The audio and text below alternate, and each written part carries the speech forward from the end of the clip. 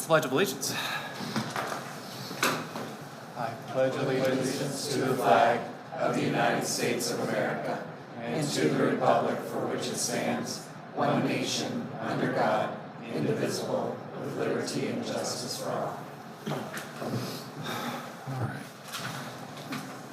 302, approval of tonight's agenda. I'd like to make a motion to approve tonight's agenda. Second.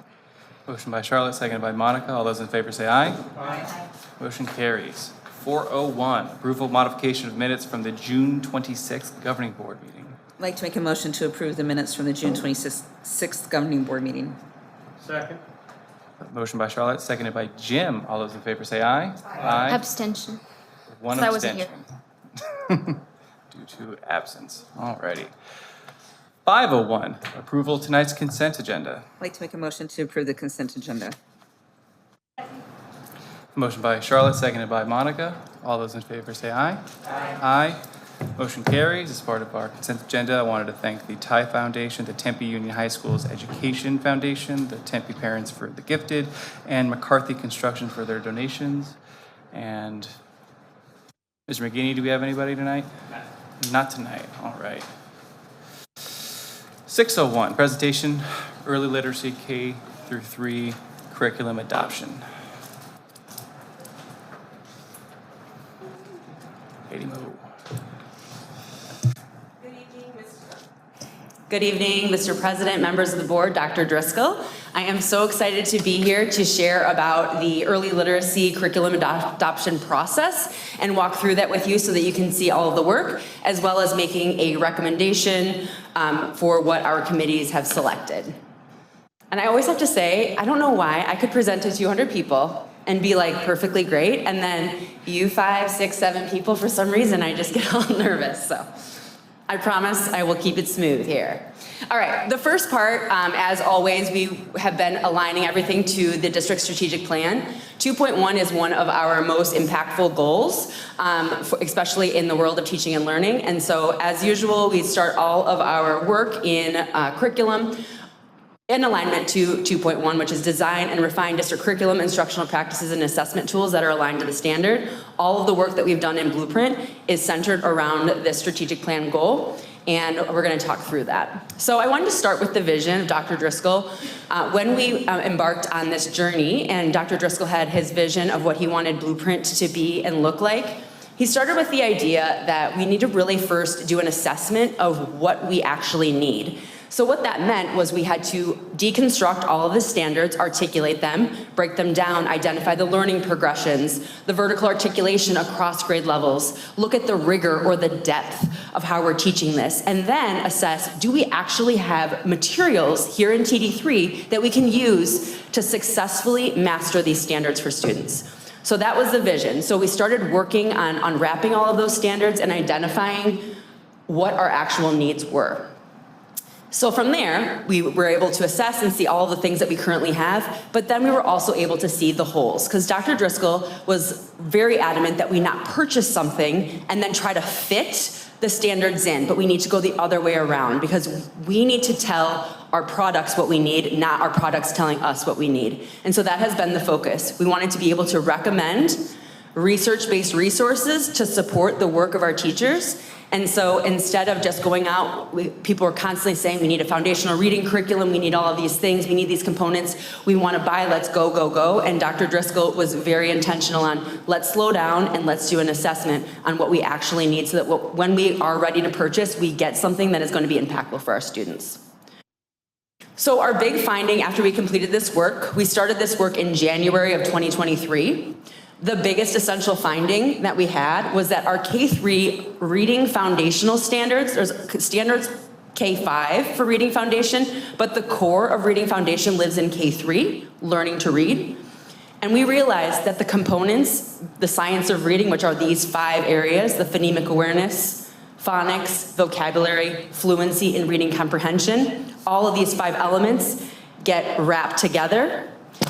And we need to make sure that we have all of these elements addressed in our classrooms. And so when looking, we started to assess and see, we do not have something that's going to support phonemic awareness. We really need to make sure that we have materials that can support phonemic awareness. And that is for students to be able to identify the sounds that make up speech, and it's all oral, a lot of oral dialogue back and forth. With phonics, we're looking at sound and spelling recognition. In phonics, we realize the product that we have does not follow the current research. We're using journeys for that. And so the outdated product wasn't in alignment with what we need. And so in order to make it work for right now, we had to change the order to follow the scope and sequence of the science of reading, but we quickly realized that the amount of materials that we need to actually systematically teach phonics instruction was not there in the Journeys product. It was a very light version of what we needed. And so teachers were finding their own supplementals off of Teachers Pay Teachers, off of the website, off of things that they'd used in other districts, and kind of makeshifting a curriculum together for themselves. This was where Dr. Driscoll came in saying we need to provide equity of access for all of our teachers. Fluency is the repetition, and with that, we had very limited opportunities as well. There were some things that were written into Journeys, but we did not have a product that would allow students the opportunity to practice and monitor that fluency. And the final one is the reading comprehension. We do have text that is available and grade appropriate. It maybe isn't exactly what we want right now, but we have access to those materials. These were the solutions that we provided. After looking at this and doing this assessment, we had to figure out, what do we do next? So Dr. Driscoll approved us to use the Haggerty program, and that was in January of 2024. We rolled that out, we purchased that, and we did a whole district training. All K2 teachers received Haggerty material and training, and that was implemented and continues to be implemented and monitored in all of our classrooms. Phonics, we did not have something that we could easily get to. We started looking, could we pilot? Everything was over $100,000, and we were like, we really need to get something. And so that was where the idea was, we need to do an RFP, request for proposal, so that we can see what products are out there and see what's gonna meet our needs. For vocabulary, we're still using Journeys because that exists for us, but we're also adding in our custom content creation, which is part of Blueprint. So you'll see all of the vocabulary. We were able to, I don't want to say make it work, but we were able to get to the depth and complexity of the standards using Journeys plus additional resources that I'll talk about at the end here. Fluency, we realized that with the Journeys program and Acadience, which was our current or our previous monitoring tool for fluency, was not sufficient. And so we needed to make sure that our request for proposal included fluency aspect as well, because we did not have adequate materials. And then finally, when we're looking at comprehension, we were able to again use the Journeys curriculum, the stories essentially, and then create our own content that would make sure that we had the depth and complexity attended to. But then we also purchased additional supplementary materials to enhance that comprehension. So we purchased Newsella, and these are for K8. Newsella is a wonderful one because it crosses content areas, so we're able to use it in multiple places. Flocabulary was in support of our vocabulary and also high interest and standards align. Define STEM, which is project-based learning, but entrenched in reading and comprehension. And then the DBQ project, which is a lot of social studies, but we have created integrated materials, so we're able to use the DBQ. So those were purchased as supplementary materials to support the learning. I'm gonna go through the timeline. I don't wanna get too labor intensive into this. Oh, bummed, my little thing is off. Imagine that those bullets are lined up the way they should be. We started in August of 2023 after we have done our analysis of the standards, and then we realized that we needed to move forward with an RFP. So in October, we began writing the RFP. After those findings, we began writing the RFP that was specific to TD3 and the needs that we have with our student population, as well as our findings from the analysis of all of the standards.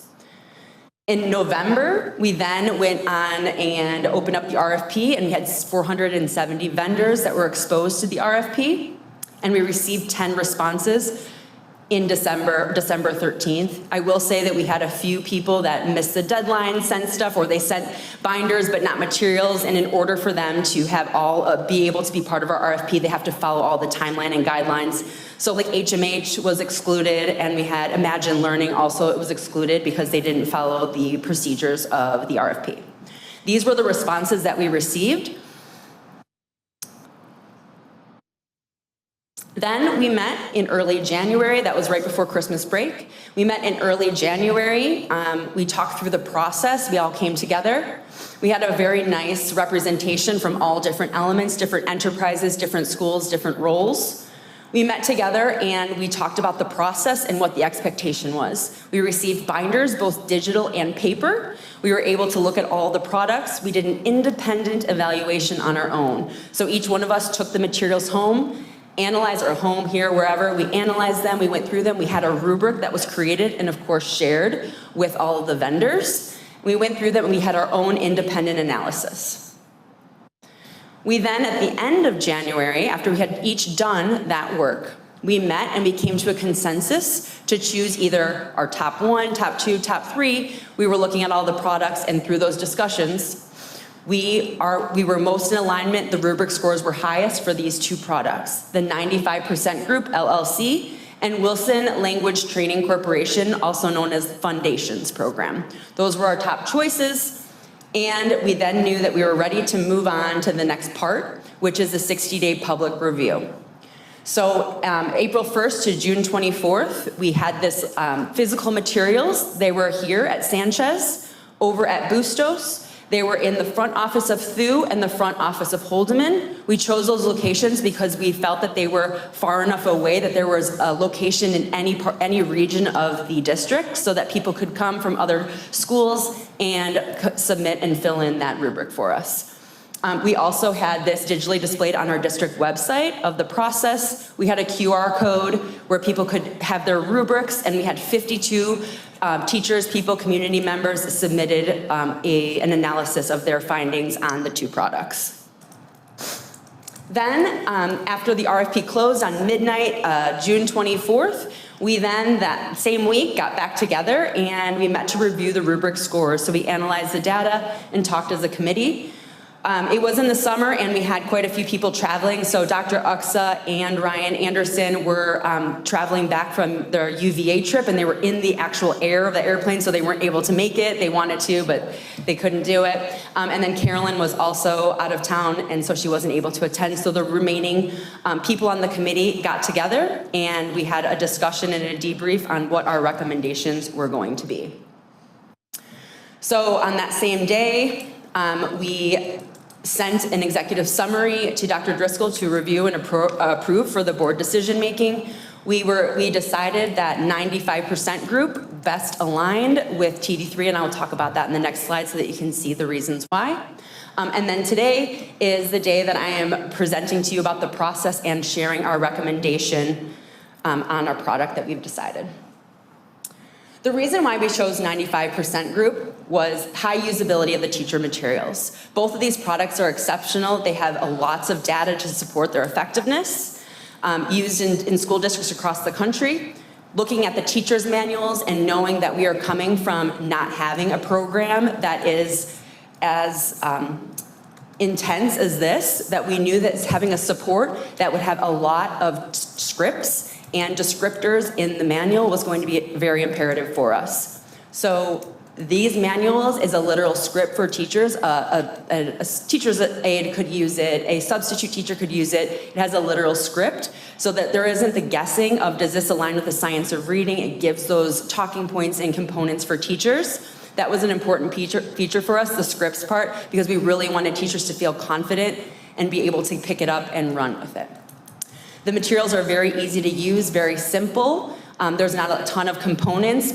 I'll show you what we've ordered, the different kits and pieces, but it's a turnkey product. We're able to pretty much give it to teachers. We have about a 3-hour training that they will go through, and we're gonna do a train the trainer model. And I will talk about that in one moment. And we have the professional learning isn't super intensive in terms of multiple days needed to be able to manage and learn the program. It's listed as strong evidence for ESSA as a whole class instruction, and it gets the highest level of evidence for the ESSA Act. So, there isn't very many products out there that are on this list, and so that was another selling point. We would like to purchase the classroom kit for all of our teachers. It has a teacher's manual, student workbooks, and manipulative sets, sound spelling cards, the assessments, and the subscription to the digital presentation.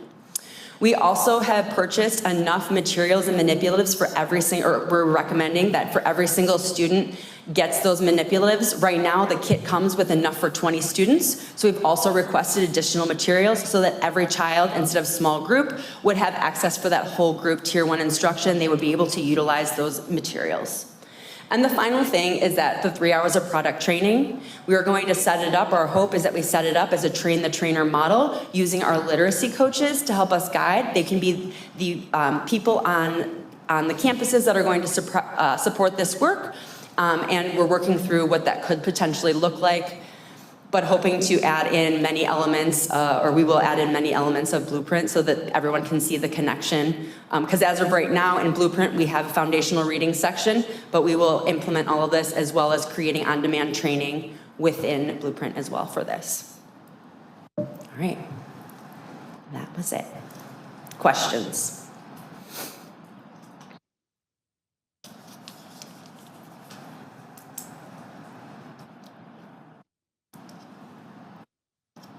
Thank you, Mr. President. I had two questions. How much does this cost?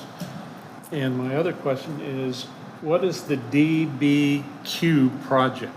Ooh, good one. Okay, the first one is currently the quote is around $400,000, and that is right now a one-time fee. I think it's 380 something. I have to ask Lupita exactly because she has the quote. This is a one-time fee. We're looking at the digital aspect and what would be the ongoing component for that, but this is to purchase the manuals, the material, and the training, and it would not be an ongoing purchase. The DBQ project is called a document-based questions, and it really started in social studies, and it's using primary resources. You take multiple versions of something, and you're able to synthesize the material and answer a question. Highly engaging for students, but really looking at those primary resources and allowing kids to interact, documentation.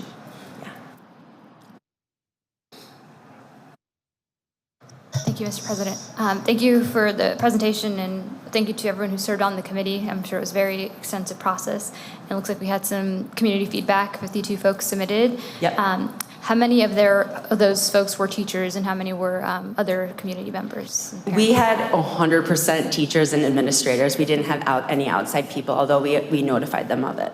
That's great. And I see assessment is included in there. Is that aligned with the, is it similar to any existing assessments we have? I know that they got rid of the KEAA, like we don't have to do that anymore. Yeah, we don't have to do that anymore, which is so wonderful. Yeah, so there are a lot of fluency checks, and it's a lot of more of a screeners and diagnostics for teachers to be able to evaluate where the students are and what skills they need to focus on. So those are built in there, not necessarily an assessment like you might think, but it is more of a screener where you're listening to students and you're documenting to see where they're at, to use that data to move them forward. And so you mentioned something about phonics, so we didn't really have much curriculum on that. Is there a reason for that, why we didn't have that included? Why doesn't Journeys already have that? It does have it, it's just extremely limited in the amount that is available. So for instance, for phonemic awareness, they only have one skill, and best practice is 5 skills. So they have one skill listed in Journeys. So the amount, like if you would need to continue to practice and reteach something, there just isn't the volume that you might need to go over skills. There's not word lists. There aren't any manipulatives, no sound cards, no phoneme cards, no manipulatives, no tile boards for the students to engage with. So it's very one-sided in learning.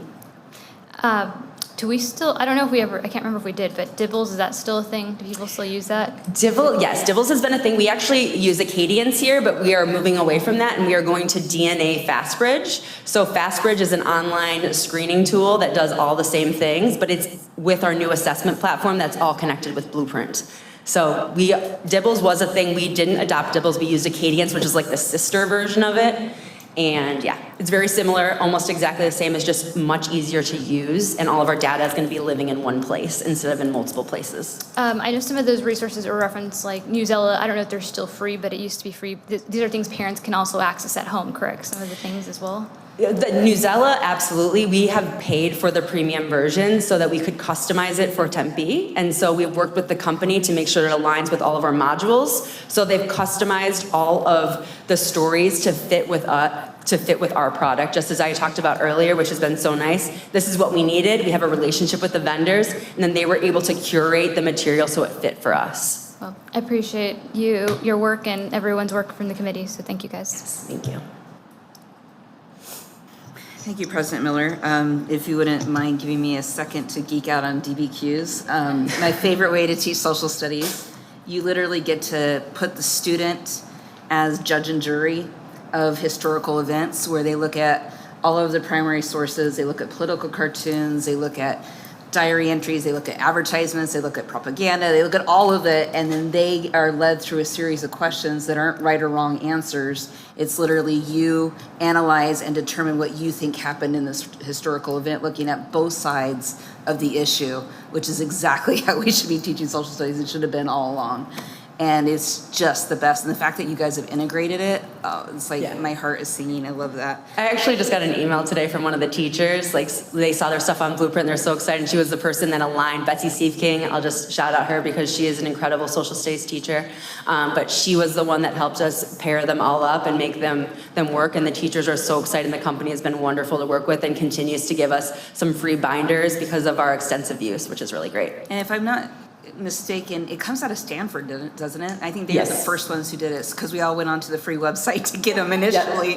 And then, of course, all these other groups have created their own. But the original are the Shegs that come out of Stanford, right? Yep. Yeah. We have the digital version, just so you guys know. Yeah. Gosh, I should go back to the classroom. I also wanted to say, this is where we need to listen to our teachers more because I had kids in the system before I was a board member. And the first thing I heard when Journeys came about was, oh, this is inferior. This isn't adequate. I had teachers who from day one would not use it because they knew that it didn't meet the needs. Mm-hmm. And it was heartbreaking because we all know how much money goes into those things. But I've sat on enough textbook committees to know that often we choose a book that we already know is lacking because there's no other options, and I've never heard anybody approach it the way Dr. Driscoll and the team has with, let's figure out what we need and then find what fills those holes. Yep. So I love that. I do have a question about the number of teachers on the committee. It looked like 3. Is that accurate? If you wouldn't mind pulling up the Let me go back here. Okay. We did have those teachers. So I'm also counting the literacy coaches. I know that because they're a teacher on special assignment. That's fair. It's a gray area, but it's fair. Okay, I know. It's tough because we were wanting to meet and getting people. Did you meet during the school day? We tried to. We did it after because we didn't want to impact, but yeah. Maybe next time a few more teachers. Yes. I just think that they're the ones that have to do it. You're right. I'd love to hear their voice a little bit more. I'm shocked at the amount of rubrics that you got from the public. I mean, I've seen those go through and nobody. I know. So that's really impressive. It was good. We had a lot of people on the ground. Like, we told all the front office staff too, like when people come through. And all the coordinators and the coaches would be telling people anytime we were at Bustos, on your way out, please can you stop by and give us some feedback so that we have something to go from. That's really cool. Yeah. I was wanting to know if self-contained classrooms are going to be utilizing this. We had talked about this, but because it's supposed to be core, so we're looking at what was going to best fit, and Mel and I had this conversation. I think that this is just going to be tier 1 instruction core. We have Hegarty that works well for some of the other classrooms, but right now we did not put self-contained in this. So with Blueprint, that's the one question that I have not yet asked or heard the answer to. Is our self-contained classes built into Blueprint to help them with meeting standards? Yes, so that's our next part, and Mel and I have been talking a lot about that. We will have specific tiles for each of our programs so that we have resources, and Mel and I have been working right now on because we do not have resources for those classrooms right now. And when you're saying tiles, you're referring to the. I'm sorry, No, the no, no, blueprint. it's in yes. the blueprint. Yes. Tiles, right, Do you okay. remember those squares? Yeah, you showed us, so I'm just making sure I'm remembering correctly. Yes, the tile. They will have their own, and we're looking at purchasing those resources for those teachers because we know that they do not have access right now to that curriculum. Okay, and my last question is about the purchase price. You said that you were looking into the digital renewing cost, but upon original purchase, how long is that digital subscription? It's 1 year. Oh, it's 1 year. Well, they gave us a 1-year quote right now. Got it. So I'd have to ask for an extension or what would a 5-year cost us, and I will have the finance team work on that for us. Great, thank you, that's it, thank you very much. Thank you. First of all, you rocked it. Thank you. I want to tell you how excited I am that this was on our agenda today and how thorough and how great this team is. I was at an event this morning and half of the room was teachers. And one of the teachers came up to me after I was done speaking and said, you know, something, I'm a grandmother now, so she's speaking as a grandmother. I used to be a teacher in Seattle, and something that I found that I don't feel that you guys are doing well enough is phonics. And so she gave me these acronyms to ask you guys, and it's on my list to talk to Dr. Driscoll about. But what I'm so grateful for is that this is going to be on YouTube tomorrow. And one of the things that I said to them was, I trust my district, my superintendent, and his, I called it the cabinet, and you're his cabinet, to make sure that we are making Blueprint successful and that we're making our curriculum that we're putting our curriculum at a level of exceeding expectations, not an expectation or we want, you know, we just need you to do the basics. No, it's time to kick it up a notch, and I believe that our scholars will rise to the occasion and do that if we give that to them. And this is, I just was so excited hearing you because you're going to help me I'm going to be able to back up what we were talking today, and I'm so grateful that that trust that I had is warranted. And I'd like to make sure that you tell everyone thank you, because this was a huge feat. And to everyone who's working on Blueprint, there are actually other school districts have been calling me already and saying, what is this Blueprint thing? What are you talking about? I'm like, it's awesome. But I've also been talking to the teachers and saying, how do you feel about it? Because I'm a mom too. And do you feel like this is going to help my child more? And this is a lot of work that a lot of people either wouldn't have the time or the support to do it. Yes. And you deserve that support. And I'd like to thank you. One of my questions is, when will all of this truly all go into effect, and when should we see the results? So we're not voting tonight. So when you guys vote, when the vote comes, then we will move forward. We have the invoice or the quote on deck ready to go. So we're going to try to fast forward that. My goal would be my true goal is September, that we would start training and talking about that, and then passing out materials, and then implement it as soon as possible. The thing is, it's a turnkey product.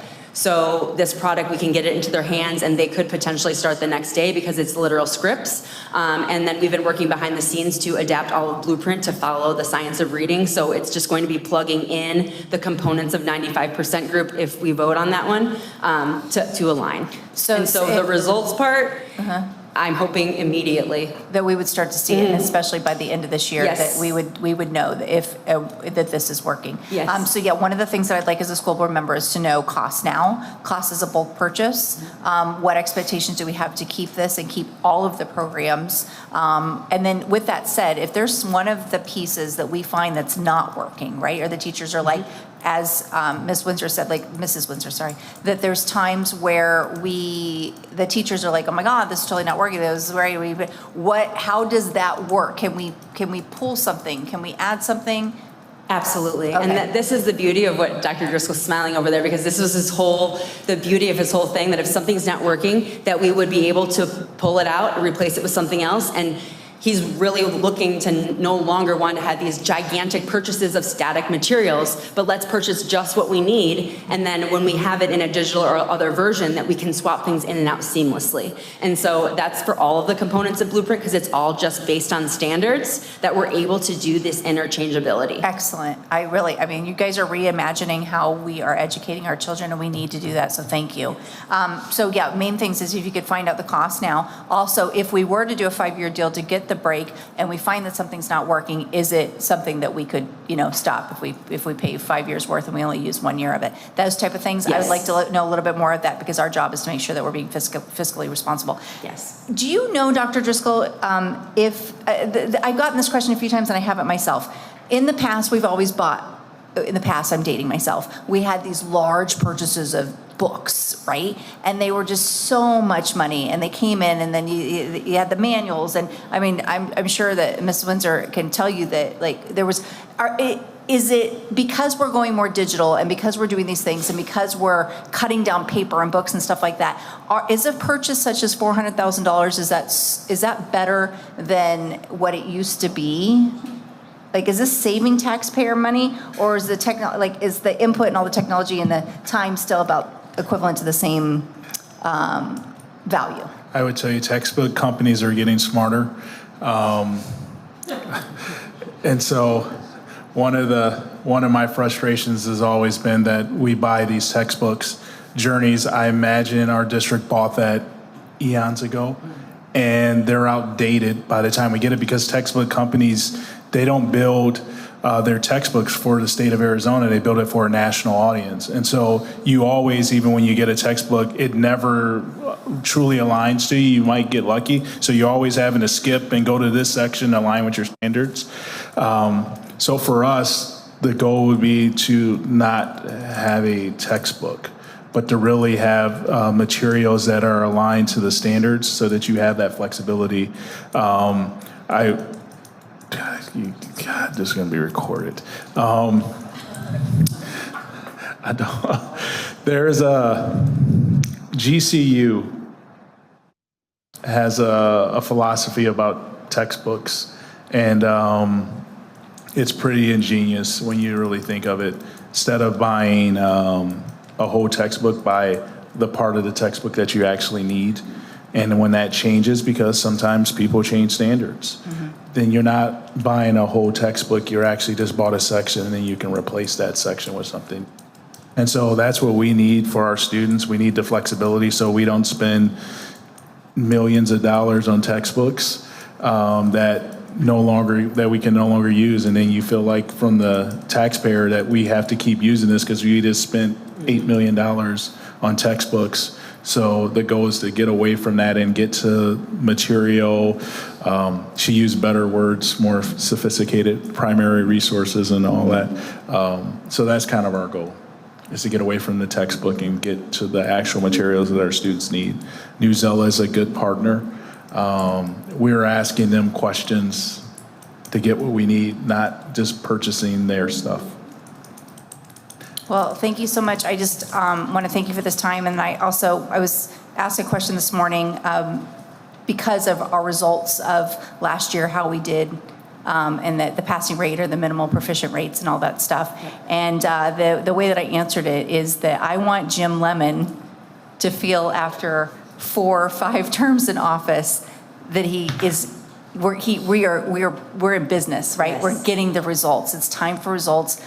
Tempe elementary kids can be raised at a higher standard, and they want to be, and this is finally providing it. So I want to thank you guys. I'm so excited about this. We're getting those results. We are getting those results. Great. Thank you. Thank you, Mr. President. Thanks for allowing me to speak one more time. In answer to Ms. Ewer's question, and since it's public record, I have no problem saying it, our sister high school district adopted English curriculum 2 years ago. And granted, they're looking at, English books for freshmen, all 4 levels, plus AP, plus, all these other specialty classes, senior lit, all that. It was a multi-million-dollar purchase. So $400,000 is like coupon deal. So yeah, it's great. I suppose my question might not be something you're suited to answer. It could be something for Mr. Thompson over here. The 400,000, assuming we were to pass this, would this come out of the district additional assistance, the DAA? Yes, it would. And to further what Mrs. Windsor said, we have been allocating about $1.5 million for curriculum adoption each year, which rolls over if we don't use it. But when Katie said 400,000, I was like, oh yeah, that's fine. Compared to, I mean, we have done more than $1 million before for curriculum adoption. So 400,000 was a lot better than I was expecting. So this could be accounted for in the existing override, and this is something that DAA overrides could be accounted for. It has been allocated in just the regular district additional assistance, not even the override. Not even the override. Yes. Very good. Thank you. Thank you. Absolutely.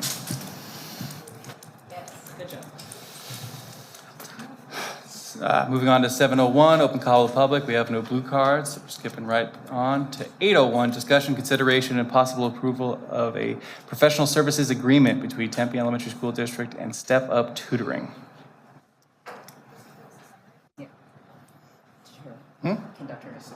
Oh, Dr. Driscoll. Yes, so what we have before you is an agreement between us and I want to say ASU and another company for a tutoring step-up agreement. There is no cost for the district. The students that get selected would have to have some of the minimum requirements. So having a computer, a web-based camera, but it would be an additional tutoring opportunity for our students. One of the things that when we read this agreement, what we were wondering is, do we provide the technology for our students? Because part of this agreement where they say there's no cost to the district is because it's the assumption that the students have technology at home. And one of the red flags for us was many of our students do not have the technology at home. And so this would be a pilot where we would be selective of it. But I would say if it was something that we indeed move forward with and think is something beneficial, that we would look for a way for the district to be able to provide our students with that, whether it's hotspots and a computer, to be able to do this if it's deemed beneficial and we can see results from the students that actually utilize this program, if you guys voted to proceed with this agreement.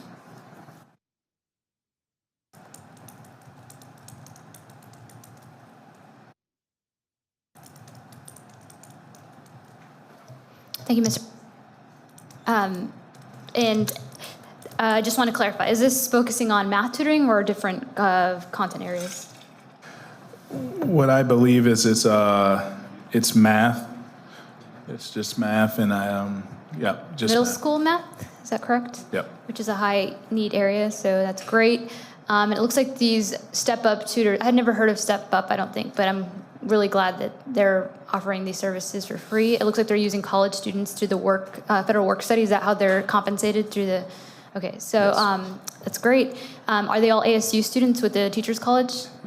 And then I would say ASU students. I can't confirm that they're teacher college, but they're ASU students. Okay, that's great. I did a similar program with ASU through mentoring and tutoring, so I know that they do background checks and it outlines some background checks, which is great. Is their process more rigorous than our existing background check? I know it didn't say anything about an IVP card, but it looks like they,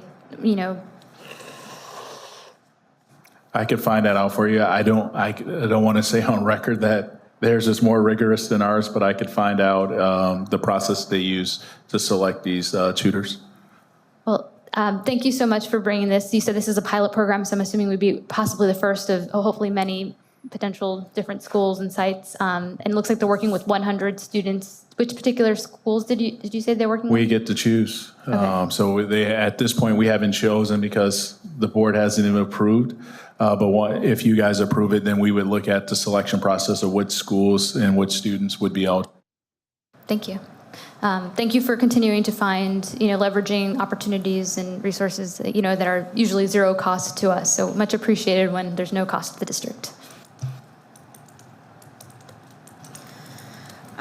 Thank you for bringing this as a possibility to us. I have a couple of questions about how do we plan to pay for the MiFis and computers we'll be sending home? So currently with this program, what they would have is they would want to select students that actually have this technology at home. So that's how they say it's really no cost for us. But when I was reviewing this agreement, one of my worries was, would the students that really need this have the access to the technology at home? And then I started thinking about hotspots and all that. So that was one of my reservations. But then I was told it's a pilot. And so the good thing is we can experiment to see if they actually get results from the tutoring.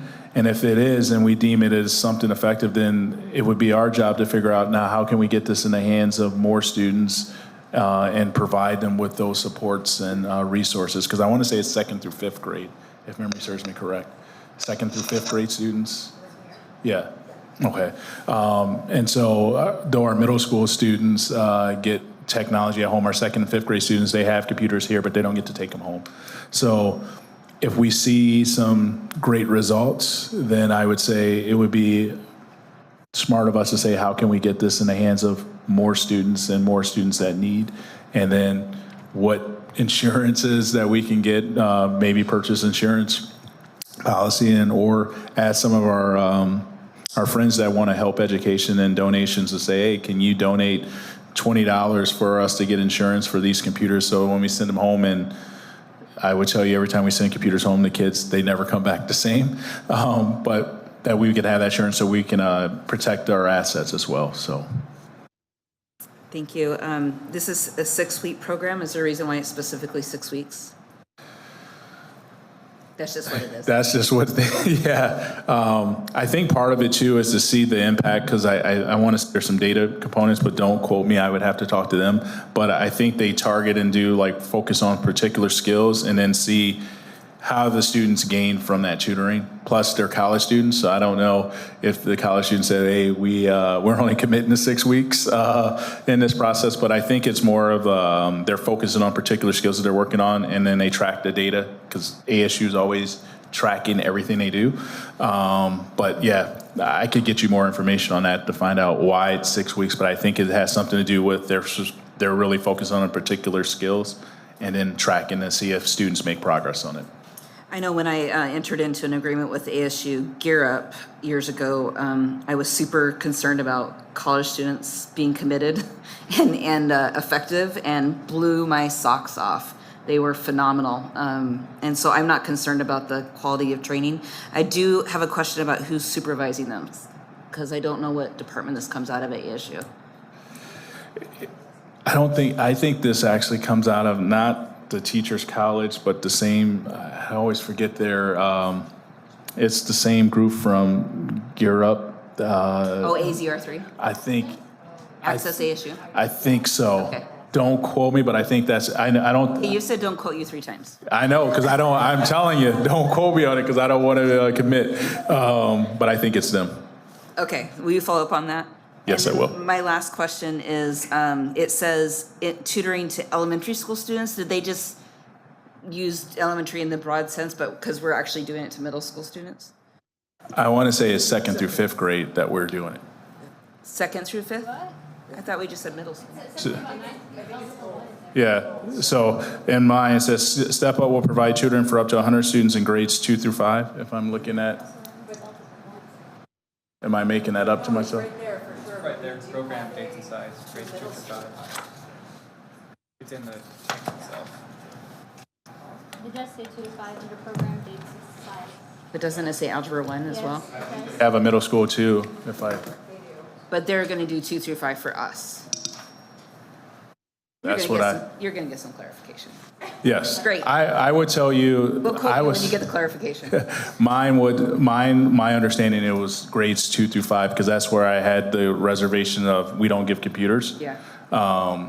And so I believe it's 2 through 5, but I'll follow up. Thank you. And we'll look forward to that clarification that we'll quote you on. And then one actual other thing is the Guadalupe Library. There's a specific name for it, and I'm losing train of thought. They're really great about opening up their computers for kids to utilize. So that might be an easy partnership to get some of those kids in that community. All right, thank you very much. Are you on the record for a quote for that? Yes, you can absolutely quote me on that, except for the name of the place. Don't quote me on that one.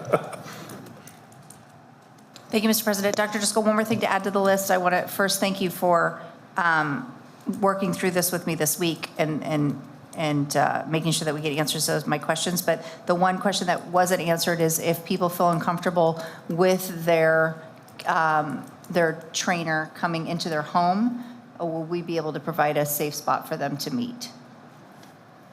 So just add that to the list, and maybe the Don't maybe quote the me on that. No, I'm library. playing. Yeah, so just add that to the list. I'll add that to the list and That's have it. that Okay. answered for you.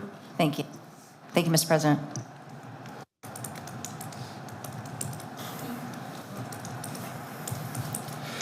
So with that, do we have any motion or?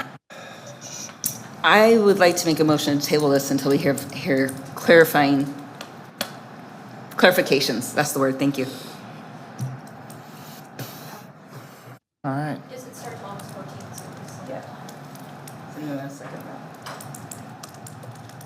I'll second.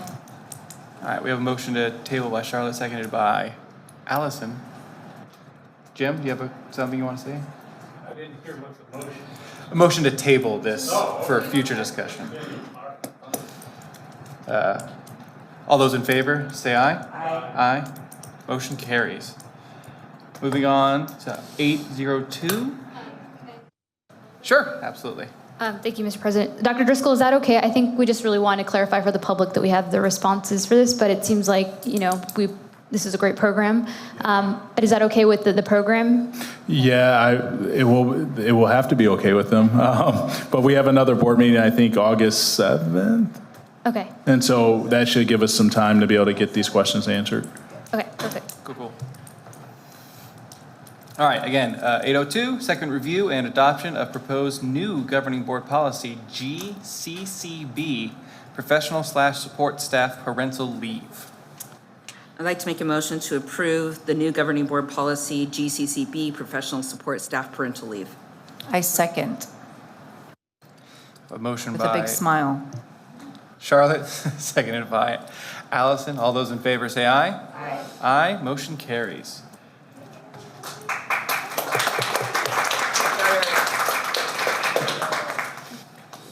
(803) Discussion and first review of proposed changes to governing board policy CHCA, handbooks and directives.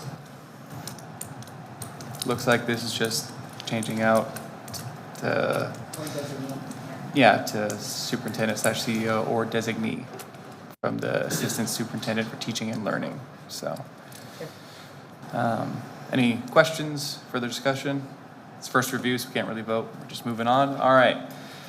Oh, actually, Monica, your thing's up, so did you? Oh, no, Sorry. sorry. All right. 804, discussion, consideration, and possible approval of the IEP writer position and the corresponding job description. Monica? Thank you, Mr. President. This is amazing. I think every special education teacher would love someone to help with IEP process. Darren profusely nodding his head. That's great. This is just for one position, is that correct? Or is there more than one? Yes, it's for one position. And so I know we have many students with IEPs, so how would that responsibility, because I know that could be a lot for one person as well, possibly. Correct. So our current case managers do carry a caseload of students. So right now we have some vacancies, and what the IEP writer would do would really help support with those overages to help us keep all of the IEPs in compliance and prescribe that specially designed instruction that our students require for their IEPs, while lifting that burden and supporting those teachers at the campus so that they do not have to go and participate in those meetings and write those IEPs for where we have some of those vacancies. It also would support, like if a teacher does have to go out on leave, we still are responsible for keeping those IEPs in compliance with the annual review dates. And so this person would alleviate that and support our teachers in that capacity. Thank you so much, and thank you guys for doing this. I don't know how many districts have something like this, but I know that I would have loved to have something like this in my previous school, so thank you. I guess we have some question for Ms. Just some logistical questions. So this person would be serving in this capacity for vacancies, right? And only in a vacancy situation. They wouldn't necessarily be mentoring other people through the IEP writing process, correct? No, that's what our special education coaches would do, our IEP content and compliance coach, she will take on all the mentoring and building capacity for our current staff to help them with writing IEPs, to be in compliance with what the Arizona Department of Education requires of us. The IEP writer would support with vacancies, and then if sometimes our caseloads might go over, we're really good with caseloads. I monitor the caseloads monthly, so if there's situations where more students move in, and we need to utilize the IEP writer, I would envision that person would be able to support in that situation. Like last year, we had maybe a teacher went out, and we had a sub in there providing those services and instruction to the students, but we had to have other teachers at that campus go in and write that IEP and take care of all that paperwork, which is very time consuming. So I would be monitoring everything and monitoring our caseloads for any vacancies to deploy the IEP writer to provide that support to our teams. Okay, because I know no special ed teacher goes into the business to write IEPs.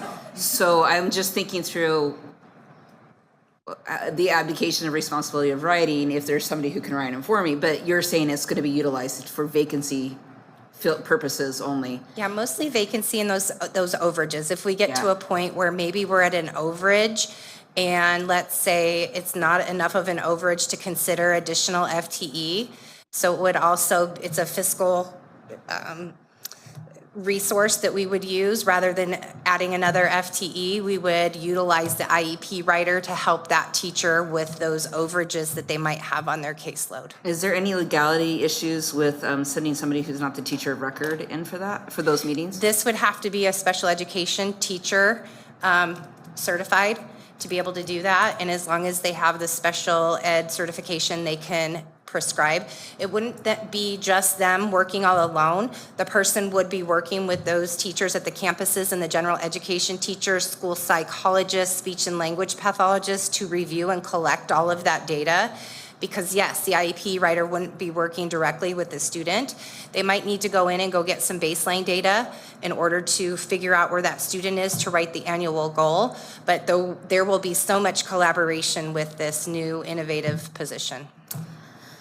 Thank you. That gives me more peace of mind. And then to Mr. Thompson, what's the funding source for this? This would be out of the M&O fund, but as Ms. Kelly said, it hopefully will also have some savings in there so that we will not have to hire contractors necessarily when we have those vacancies, that we can maybe alleviate some of the burden of writing those IEPs and then shift some of those responsibilities. And so hopefully it will save on that cost. So the goal is that it should hopefully be kind of cost neutral on that if we can get enough shifting of that. So because those contractors that we have to hire in there are incredibly expensive. So even just saving one of those really helps the district save a good bit of money. Well, if you had to write IEPs for a living, I think you'd charge an arm and a leg too. So, yeah, thank you. That's very clever. Thank you.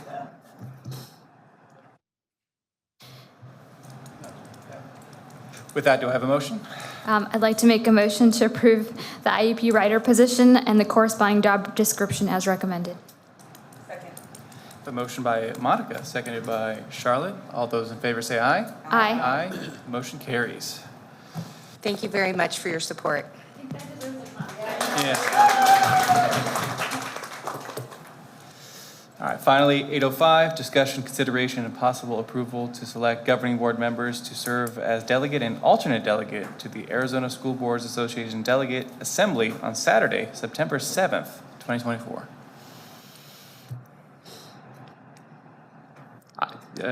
I have a lot of people looking at me. Allison, go right ahead. I'm going to relieve some of the stress here. I'm kind of a guppy for this thing. I just love it. They're going to all owe me lunch Okay. individually because we can't all be together without, having quorum. And just to confirm though, I already put it in the calendar. I've got the 7th of December, and it's usually the 8 to noon type deal, correct? September. June, July, August. Oh my gosh, September. I was so excited for Christmas. Yeah, it's my cousin's birthday, but I'll be there. Happy birthday, cousin. Yeah. Don't forget the lunch or the cookies, people.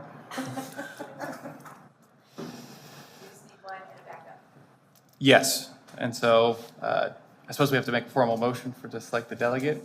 Do I have a motion? I'd like to make a motion to appoint Ms. Ewers as our delegate for the School Board Association Assembly, Delegate Assembly.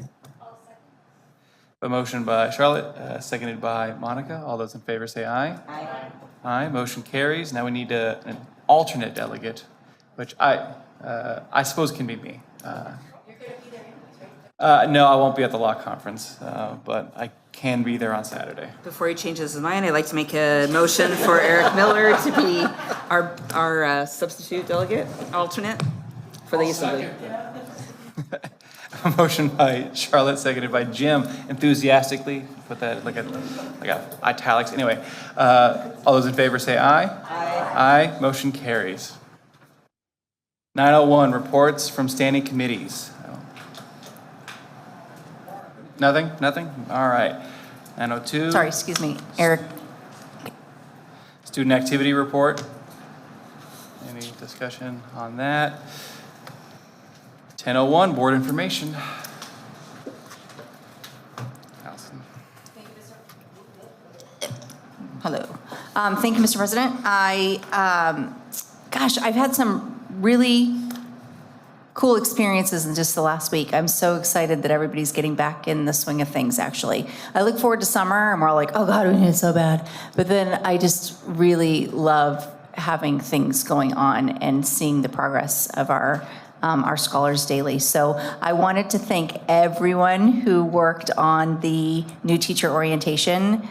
Well done. Good dancing, good music, good speaking. I'm changing my vocabulary based on the speaker of how I approach, how I talk about our post-2020 scholars. And so I'm really pumped. I have to tell the community that when I was speaking to these new teachers, one, I was looking around and they called out, who's your first year teacher, who's a 5 to 7 year teacher, who's a 10 year, who's a 20. And you're expecting in this to see a whole bunch of new young teachers. Our largest group was 20 plus years. The amount of experience that has decided to come to Tempe Elementary is a compliment to all of you and to Dr. Driscoll. I did ask some of those 20-year-olds, like, why did 20 year teachers plus, why did you come here? And the things they said was, one, that it was the culture and the atmosphere, and every single person they met when they went through the interview process was hands down a better experience than they've ever had. Dr. Driscoll and his reputation. Lastly, our benefits that we give, and we always worry about that. I'm like, oh, are we giving enough benefits? And we're, no, they were appreciative of it. And I have to tell you that we are finally more competitive, which we knew we were, but now they're noticing it. We're more competitive salary rise than some pretty close to us districts. And I appreciate the board for making sure that we put every dollar we can into the classroom, and they appreciate it too. And so I'm just really excited about this year. I also was able to go to Frank Elementary on Saturday. The families that, there was over 300 to 400 were waiting for a total of the amount of families who came in to get supplies for the next school year. What a well-run system. It's not necessarily something that the school directly did, but we provided the product and we were there. We weren't there as Tempe Elementary. I was there as somebody who wanted to support this. But our families were so appreciative of what we do, not just because of that event, but what Frank Elementary offers to the community, the safety net, the social services. And the fact that our building is so nice, and they take pride in that, they protect that. And as a matter of fact, how you know that is when you see students, parents, and community liaisons walking around and picking up trash.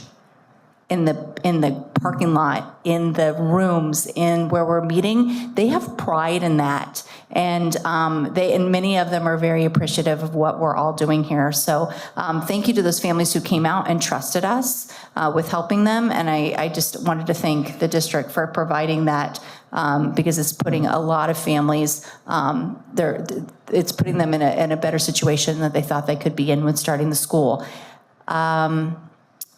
Then I talked about the new teacher orientation, and that's about it. But yay, let's go for the school year. Can't wait for the rally on Friday. And that's it. Thank you, Mr. President.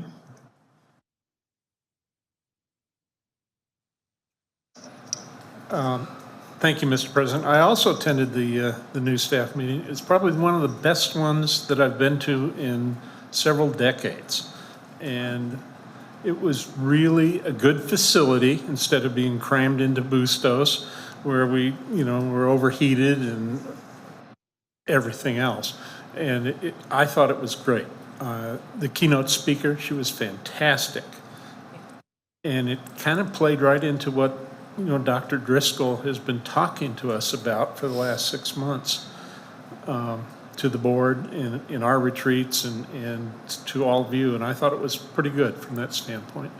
And I spent a lot of time talking to these people, particularly the new teachers, the young ones. Well, they're all young to me anyway. But,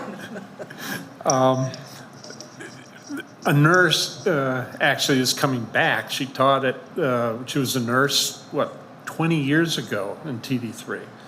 And she's coming back. There's a variety of different reasons, but I thought that was great. And I think there was a psychologist that had 30 years of experience, and he wants to continue to work from that standpoint. What really impressed me, all these first-year teachers, there was some young woman, and I asked her, why did you come to Arizona? And she said, well, my boyfriend got a job out here, so I came out here. This looks good. And the one at the table right next to her had been married 3 days before. And so that's the sort of people that we're attracting. Those are the sort of people that I want all of us to work with, and particularly for our scholars. And I was just really impressed. And so thank you, team.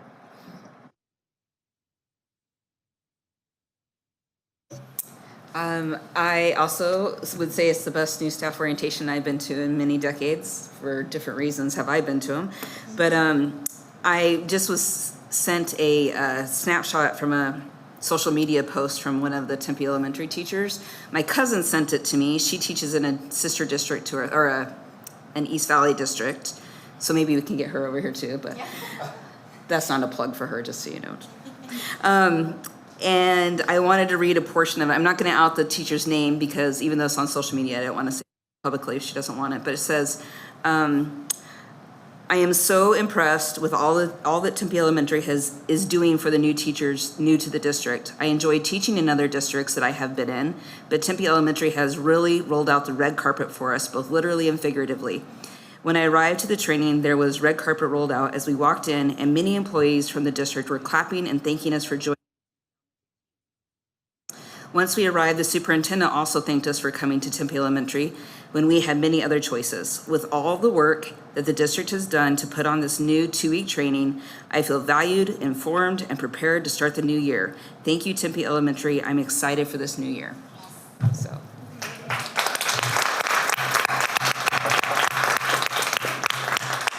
So thank you for doing such a wonderful job. You know that the first day sets the tone for the rest of the year for both our kids and our staff, and you guys did it. So thank you very much.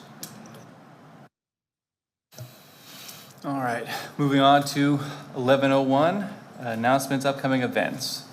The Back to School Rally will be held Friday, July 19th at 8:30 a.m. at the Mullet Arena. Meet the Teacher will be held Monday, July 22nd from 5 p.m. to 7 p.m. for all K-5 and K-8 schools, and from 3 p.m. to 6 p.m. for middle schools. The first day of school is Wednesday, July 24th, 2024. There will be an Agenda Committee meeting Wednesday, July 31st at 11 a.m. There will be an executive session Wednesday, August 7th at 6 p.m. The next regularly scheduled governing board meeting is Wednesday, August 7th, here at 7 p.m. 11:02 is the review of our board calendar. Yes, we've reviewed it. 12:01, meeting adjournment. I'd like to make a motion to adjourn tonight's meeting. Motion by Charlotte, seconded by Monica. All those in favor say aye. Aye. Motion carries.